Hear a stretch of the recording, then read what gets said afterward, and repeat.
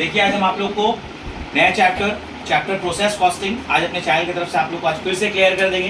देखिए क्वेश्चन आप लोग का स्क्रीन में ऑलरेडी दिख रहा है। क्वेश्चन है क्या, एक प्रोडक्ट है जो कि 3 प्रोसेस से आगे बनता है, 3 प्रोसेस से वो तैयार होता है, process A, process B, process C. अच्छा ये प्रोसेस क्या है, क्या ये प्रोसेस, जैसे कि हम लोग शर्ट पहनते हैं ना, ये शर्ट कई प्रोसेस से बनने के बाद, क्योंकि ये बल्क में बनता है, एक क्वांटिटी नहीं बनता है, तो अगर आप तो टेलरिंग डिपार्टमेंट में चल जाइएगा, मैन्युफैक्चरिंग डिपार्टमेंट में एक अलग प्रोसेस में काम होती है, टेलरिंग डिपार्टमेंट में एक अलग प्रोसेस में काम होती है। तो एक पर्टिकुलर प्रोडक्ट को कई प्रोसेस से पास आउट होना पड़ता है, तब जाके वो एक फिनिश प्रोडक्ट बनता है। ठीक है, तो उसी तरीके से यहाँ पर जो एक प्रोडक्ट है उसे 3 डिफरेंट प्रोसेस से पास आउट होना पड़ा, ए, बी और सी, और आप लोग को बनाने बोल रहा है प्रोसेस बी अकाउंट। ठीक है, इसमें इधर मैंने कुछ आइटम आप लोग के लिए पुटअप कर दिया ऑलरेडी। जैसे कि आप क्वेश्चन में देख रहे हो, output of process get transferred, यानी कि आउटपुट मतलब क्या होता है, प्रोडक्शन। तो कितना प्रोसेस ए का प्रोडक्शन ट्रांसफर हो रहा है, कितना ट्रांसफर, 3000, रेट कितना दिया होगा, इस 5 रुपए करके मेरा पेयर कितना है 15,000। उसके बाद आप क्वेश्चन देख सकते हो क्या लिख रहा है, प्रोसेस मटेरियल्स एडेड, तो मटेरियल्स ऐड हमने कितना किया गाइस, 1000। उसके बाद हम लोग देख रहे हैं डायरेक्ट वेजेस जो कि 10,000 एंड अपार्ट फ्रॉम दैट आगे सेशन लिख रहा है direct expenses which is how much, 4000। And in the same way लिख रहा है कि output of process B, output of process B यानी कि प्रोसेस बी का जो प्रोडक्ट है वो तैयार हो गया, मतलब प्रोडक्शन पे आ गया, प्रोडक्शन पे आ गया तो आउटपुट बोल रहा है प्रोडक्शन ओवर 20% ऑफ वेजेस पहले डाल देंगे, तो वेजेस आपका 10,000। उसके बाद कह रहा है कि output of process B 2750 units.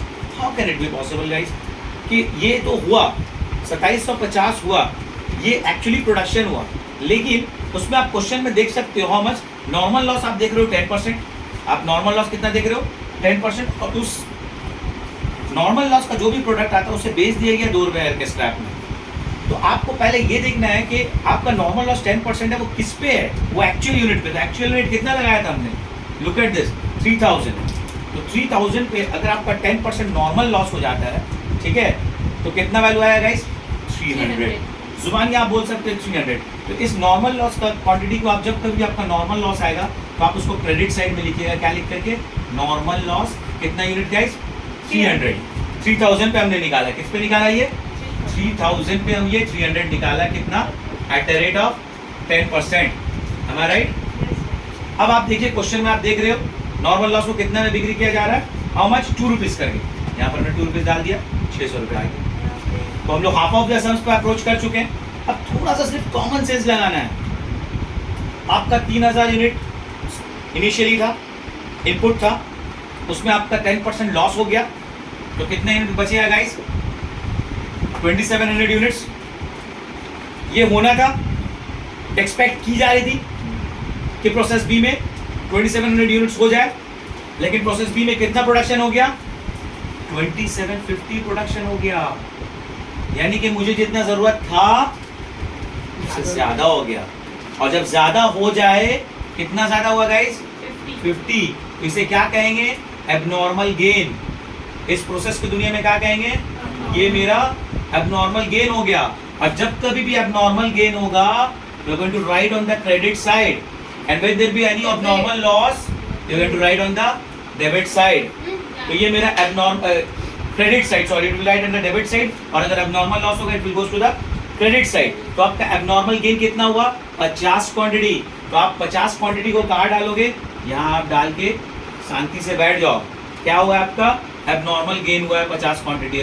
Okay, आप यहाँ पर नॉर्मली एबनॉर्मल गेन लिख लीजिए 50 क्वांटिटी, बट इसको कितना रेट में वैल्यू निकालेंगे वो तो मेरा दिया हुआ नहीं है। अब आपको फाइनल कैलकुलेशन में वही वैल्यू का तुमको नीचे वर्किंग नोट्स में निकालना पड़ेगा, जिसको हम आपको टेक्निकली बहुत आसानी से वो चीज़ क्लियर कर देंगे। कॉस्ट पर यूनिट क्या निकालेंगे, कॉस्ट पर यूनिट। आप इस तरह से एक वर्किंग बनाइएगा जहाँ पर लिखिएगा कॉस्ट पर यूनिट, जिसका फॉर्मूला क्या होता है, total cost of the process, total cost of the process, which process it is, A और B, B, minus scrap value of normal loss. याद करिएगा scrap value of normal loss by total product, by total units. Total units normal production उसका कितना था, by normal output भी आप लिख सकते हो। ओके, अब आप बताइए total cost of the process कितना है? 15,000 प्लस 1,000 प्लस 10,000 प्लस 4,000 प्लस 2,000 कितना हो जाता है? 16, 26, 30, 32, 32,000 हम यहाँ लिखेंगे, correct. Minus is in the formula scrap value of the normal loss is how much guys? 600 and what is my normal production? 3,000 3,000 is my normal production था, ये 3,000 था, but normal production minus normal loss. आपको संग normal जो output था आपका starting में, normal output के लिए नॉर्मल जो आपका स्टार्टिंग में कितना दिया था output of process A minus normal output लिखने के बाद आप नॉर्मल लॉस का क्वांटिटी लिख लीजिएगा। तो आप ये याद रखिएगा 3,000 minus 300 it will be how much? 2,700। अब जब इसको डिवाइड करते हो तो आपका how much you all will get finally then? 11 rupees 63 paisa. This is the amount of the abnormal gain that you are going to put over here 11.63, ठीक है। और आप जब इसको मल्टीप्लाई करते हो तो आपका वैल्यू कितना आता है? 582, ठीक है। अब आपको एंड करना है, बैलेंस करना है ना, तो बैलेंस करने में हम लोग क्या लिखना है? अब ये प्रोसेस बी से कहाँ जा रहा है? सी में, तो हम लोग यहाँ क्या लिखेंगे? बाय प्रोसेस सी में ये ट्रांसफर हो रहा है, राइट, ट्रांसफर हो गया। तो कितना यूनिट देखिए आप यहाँ देख रहे हैं 3,000 plus 50, 3,050 minus 300, how much you will get? 3,050 minus 300, 0, 5, 7, 2750 ये आया।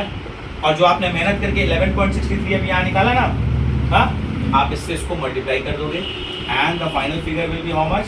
31,982। और जिस तरह से यूजुअली आप लेजर बंद करते हैं, हम लोग उसको इसे उसी तरीके से इस लेजर को हम लोग बंद करेंगे, जिसमें हम लोग देख रहे हैं हम लोग का टोटल अमाउंट कितना आ रहा है? 32,582, 32,582। And what is the quantity? It is over here, जहाँ मेरा क्वांटिटी कितना निकल रहा है? 3,050, 3050 क्वांटिटी यहाँ पे भी है एंड देन 3050 क्वांटिटी यहाँ पर भी है। तो इस तरीके से आप लोगों ने प्रोसेस का टाइप 1 का सम्स, जिसमें हम लोग सीखे सिर्फ प्रोसेस, एक सिंगल प्रोसेस किस तरीके से निकाली जाती है, जिसमें कोई नॉर्मल लॉस का लेजर नहीं है, कोई एबनॉर्मल लॉस का लेजर नहीं है, कोई एबनॉर्मल गेन का लेजर नहीं है, हम लोग सीखे। दोबारा से हम इसको री एक्सप्लेनेशन में अगर लेंगे तो आपको मेन चीज़ इसमें याद क्या रखनी है? ये सारी चीज़ें तो आपको ऑलरेडी दी हुई है क्वेश्चन में, आपको याद क्या रखना है गाइस? ये कैलकुलेशन। ये कैलकुलेशन करने से पहले आपको क्या याद रखना है? जितना भी आपका नॉर्मल आउटपुट हो उस पर 10% लॉस हुआ, 300, इस स्क्रैप को बेचा आपने 600, आप रिलैक्स थे यहाँ तक। अब आप सिंपली देखिएगा, यार मेरे को 3,000 बनाने का था, बट 300 लॉस होने के बाद कितना बचता है? 2,700, बट हो गया ज़्यादा, कम आ जाता तो क्या होता है? नॉर्मल लॉस होता। कितना ज़्यादा आया?